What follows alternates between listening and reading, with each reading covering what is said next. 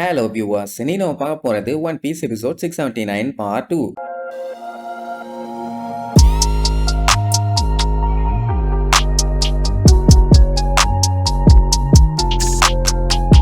Open பண்ணா Dressrosa கிங்டமே ஒரு பெரிய கலவரத்துல இருக்குது.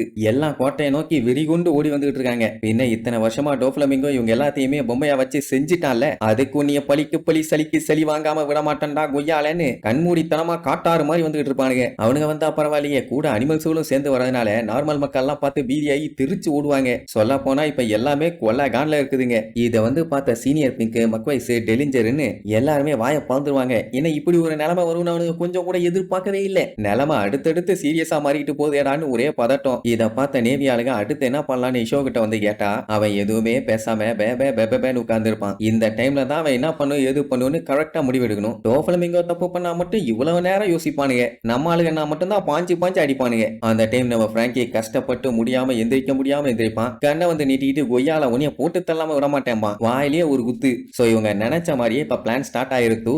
அப்படியே அங்க கட் பண்ணி கோட்டையில இருக்க நம்ம ஜோரோவை காட்டுறாங்க. அவனுக்கு மேல இருந்து பார்க்கும் போதே நல்லா தெரியுது ஊருக்குள்ள ஏதோ பெரிய கலவரம்னு. ஆக்சுவலா ஜோரோ அந்த பிக்கா கூட தான் சண்டை போட்டுட்டு இருந்தான். பிரச்சனை பெருசாயிருச்சுன்னு தெரிஞ்ச உடனே அதை பார்க்க அவன் கிளம்பிட்டான். ஜோரோவுக்கு அவன் எங்க போனா என்னன்னு தெரியல, அதான் தேடிட்டு இருக்கான். அப்படியே கட் பண்ண லிப்ட் அண்டர் கிரவுண்டுக்கு வருது. பார்த்தா அதுல டோஃப்ளமிங்கோ இருக்கான். நெஜா டோஃப்ளமிங்கோ இல்ல, அந்த டம்மி பைய கின்னு வந்தவன். எல்லாம் வழிய விடுங்கடா, நெக்கு 1008 வேலை இருக்குதும்பா. அவனுக்கு உடனே கண்ணையும் கத்தியும் எடுத்து நீட்டிடுவானுங்க.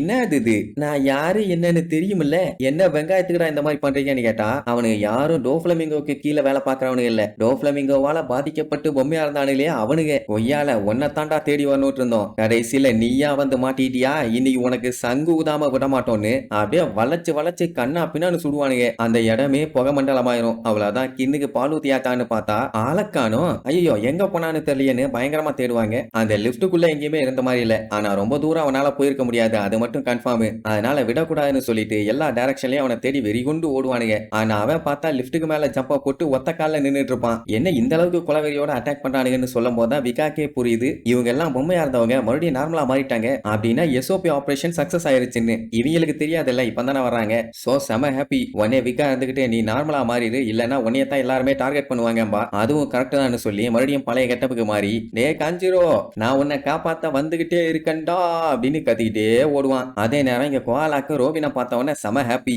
ஏன்னா ரோபின் 2 வருஷமா ரெவல்யூஷனரி ஆர்மியில நம்ம டிராகன் கூட தானே வேலை பார்த்துட்டு இருந்தா. அதனால அவங்க எல்லாத்துக்குமே ஒருத்தர் நல்லாவே தெரியும். சாபோ ஹேக்கு நீங்க எல்லாம் கொஞ்சம் கூட மாறவே இல்லம்பா. இப்ப பார்த்தலோமியோக்கு ரோபினை பார்த்ததுல சந்தோஷம் தாங்கல. ஏன்னா அவளை நேர்ல பார்த்துட்டான்ல. நல்ல வேலை அவ வரும்போது உசோப்பையும் சேர்த்தி கூப்பிட்டு வந்துட்டா. இவனும் எங்க குரூல ஒரு மெம்பர்னு சொல்லி இன்ட்ரடியூஸ் பண்ணுவான். ஆமா நான் தான்ப்பா உசோப்பும்பா. இங்க பார்த்தலோமியோக்கு ஒரே குழப்பம், எது உசோப்பு அவங்க குரூவோட மெம்பரா? இப்படி ஒரு ஆள் அந்த போஸ்டர்ல நான் பார்க்கவே இல்லையே, யாரா இருக்கும்னு சொல்லி பயங்கரமா செக் பண்ணி பார்ப்பான். அப்படி பார்க்கும்போது ஒரே ஒரு பிக்சர் மட்டும் தான் யாருன்னு தெரியாம இருக்குது, அது சோகே கிங்.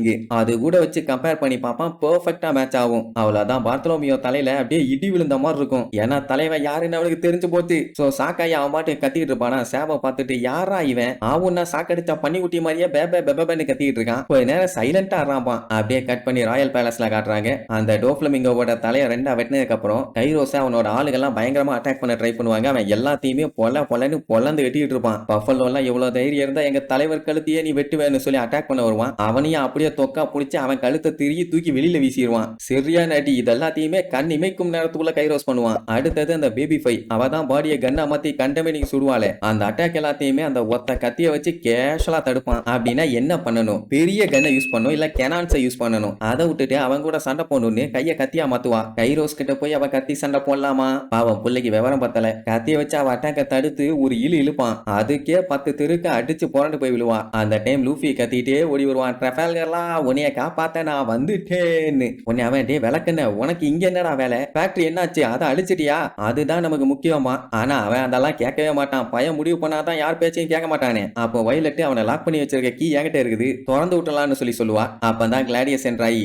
எங்க தலைவர் மேல உங்க ஃபிங்கர் பட விடவே மாட்டோம்னு சொல்லிட்டாங்க. பாப்பான் தலைவரோட தலையே இல்லாம இருக்கும். அட பாவி சண்டால பயிலா, எங்க யங் மாஸ்டரை செதச்சிட்டீங்களா, இது எப்படி பாசிபிள், என்ன நடந்துச்சுன்னு அப்படியே ஷாக்ல இருப்பானா. அந்த டைம் கைரோஸ் கிங் ரிக்குவோட சங்கிலிய ஒரே போடு. அவ்வளவுதான், கிங்க காப்பாத்தியாச்சு. அடுத்து ட்ரெஃபால்கர்ல தான். ஆனா அவன் என்ன சொல்லிடுவான், நீங்க இவ்வளவு கஷ்டப்பட்டதுக்கு எல்லாத்துக்குமே ரொம்ப ரொம்ப தேங்க்ஸ். ஆனா உனக்கும் எனக்கும் இருந்த அலையன்ஸ் இதோட ஓவர். நீயும் நானும் இனிமேட்டு எதிரிங்க தான். ஒழுங்கா இங்க இருந்து போம்பான். அட்லீஸ்ட் கட்ட கழட்டி விட்டதுக்கு அப்புறம் சொன்னா கூட பரவாயில்ல. அவன் அதுக்கு முன்னாடியே போன்னு விரட்டி விடுவான். லூஃபி பார்த்துட்டு என்னடா இவ்வளவு செல்ஃபிஷா இருக்க, டெசிஷன் எல்லாம் நான் தான் இங்க எடுக்கணும், நீ எடுக்காத, வாயை மூடிட்டு இரு, இல்லனா பிச்சு புடுவேன் பிச்சுமா. டேய் என்னை விட நீ தான்டா செல்ஃபிஷா இருக்கேன்னு அவன் ஒரு சைடு கத்திட்டு இருப்பான். வயலட் இருந்துட்டு ஐயோ பேசலாம் டைம் இல்ல, உடனே அவனை கழட்டி விடும்பாலா. சரி ரைட்டுன்னு அவன் நடுங்கிட்டே சாவியை பக்கத்துல கொண்டு போவான். ஏன்னா அவனுக்கு போட்டிருக்கிறது சி பிரிசம் ஸ்டோன் லாக்கு. அதை தொட்டா பயலுக்கு எனர்ஜி டவுன் ஆயிரும்னு பயத்திலேயே நடுங்கிட்டு திறக்க போவான். அந்த டைம் ட்ரெஃபால்கர்ல இருந்துட்டு நீயும் நானும் அலையன்ஸ் இல்ல, இப்பவும் சொல்றேன், நீ வேற நான் வேற, என்னைய மட்டும் நீ இப்ப கழட்டி விட்ட கண்டிப்பா நான் உன்னைய கொன்றுவேன்பா. லூஃபி அதெல்லாம் கேட்காம வாயை மூடுறான். நான் எவ்வளவு கஷ்டப்பட்டு லாக்க திறக்க போறேன்,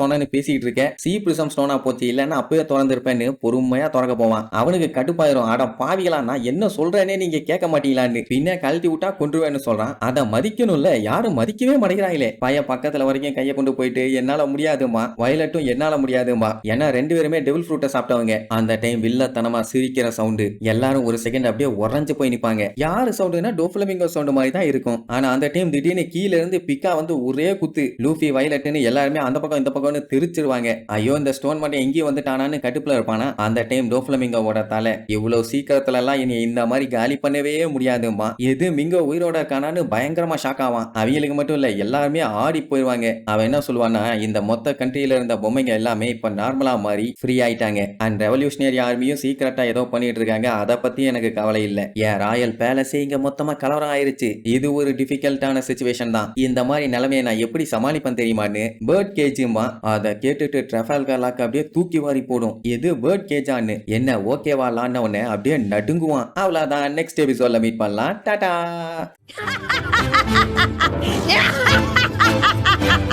Ha ha ha ha!